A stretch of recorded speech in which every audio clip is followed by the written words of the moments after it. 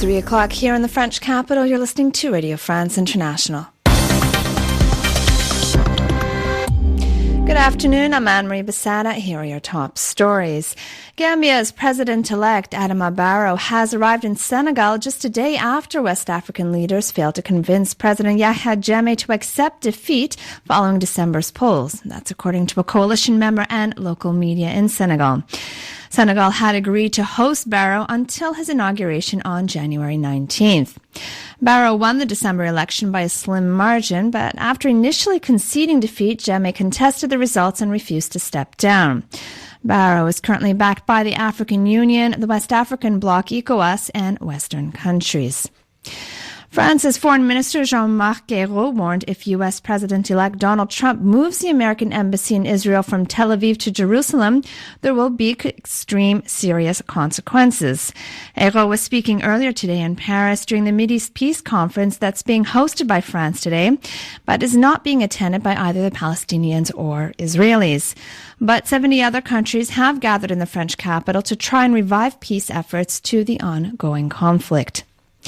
In Bahrain, the execution today of 3 men found guilty of killing 3 policemen has sparked violent protests and has intensified tensions between the country's Shiite majority and its Sunni rulers. The 3 men, all Shiite, were executed over a bomb attack in March 2014. Their executions have ignited protests in Shiite villages where demonstrators blocked roads with burning tires, and police have been retaliating by firing tear gas.